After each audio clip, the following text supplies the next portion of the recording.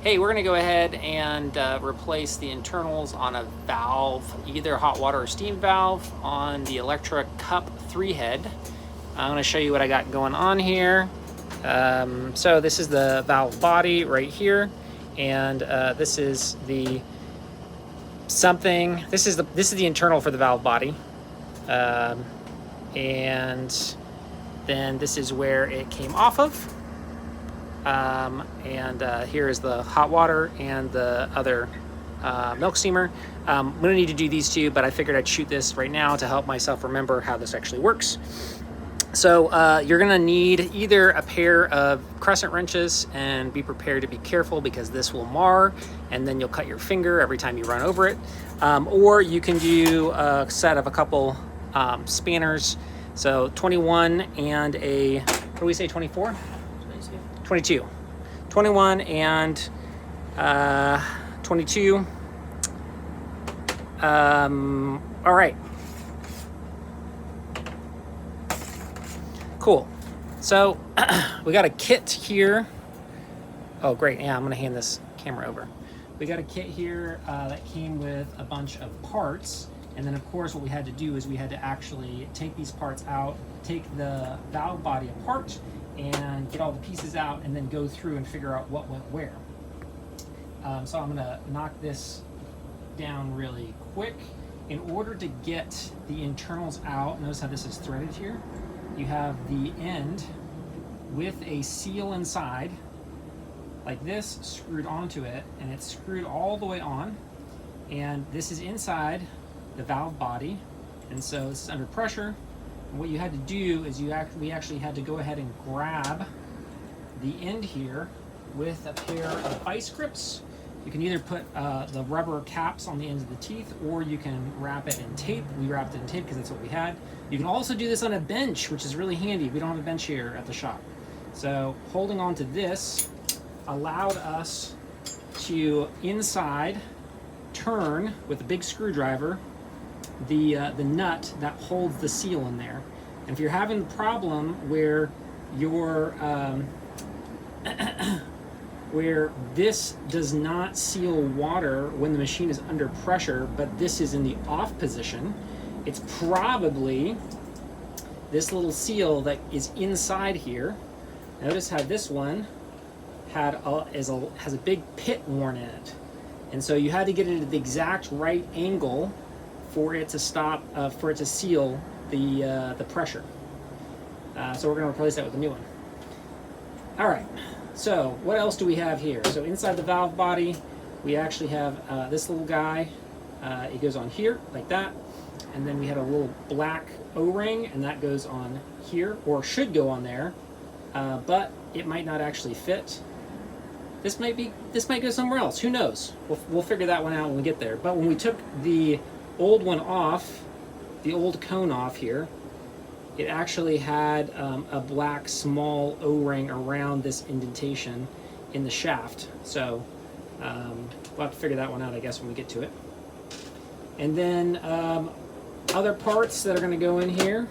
So this O-ring right here, as best as I can tell, it goes on the bottom here, and this is for the steam wand itself. So this will get screwed in there. This white one here, this is the old steam wand seal or washer, so that'll go inside there. And then this steam wand gets placed in like that. So we'll do that and put that away. Oh yeah, and then up here, where the valve attaches, there was a flattened out green washer here. We had to go ahead and we'll pull this off. I scraped this off. I'm pretty sure that this smaller O-ring goes in here. Now that left us with one O-ring that I did not know where it came from, or a gasket, this one right here. And by looking at the assembly instructions, it looks like it actually goes inside the hot water. It's the gasket that goes inside the hot water wand here. I don't know, hot water dispenser, wand, something like that. Anyway, so that goes inside there. So it looks like one kit to rule them all. You have a couple bits in here that are for the milk steamer or the steam wand specifically, and you have a couple bits that are specifically for the hot water.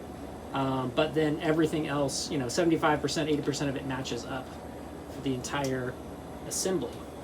And then these, just as a reminder, in case you're curious, these are tight.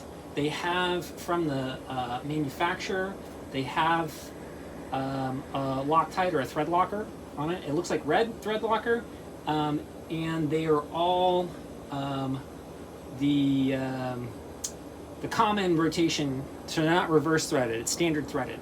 So they're very, very tight. It was hard to get the wrenches, especially with the soft material that was easy to mar. It was kind of hard to get the wrenches in, so having a longer wrench is very, very helpful.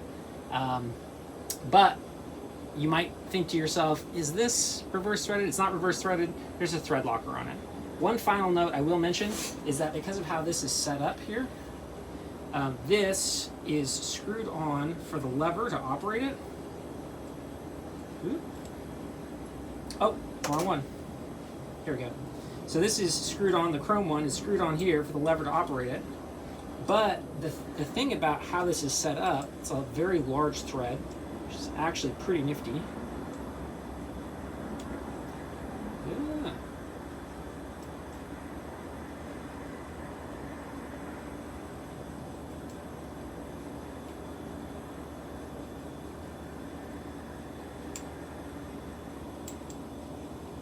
Oh my gosh. After all of that, I said it wasn't reverse threaded. It's reverse threaded. There you go. The thing I was going to point out about it, so the front piece is reverse threaded. These are standard threaded, all the way at the back, and then the assembly for either the steam wand or for the hot water dispenser. Can't trust anything I say at this point.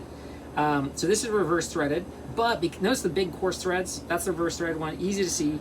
But what I wanted to point out with it is that how this is set up is for you to be able to run it in to get the right amount of articulation on this handle. So it's the right amount of pressure, and it seals when you let go of it. And then once you get it in the right place, because this is basically controlling the distance of the lever against, inside there, against this push rod, against the spring. Once you get it to the right place, then you go ahead and back this nut out until it reaches, and then tighten it up, and then this doesn't come off. So, future self, there you go. All right.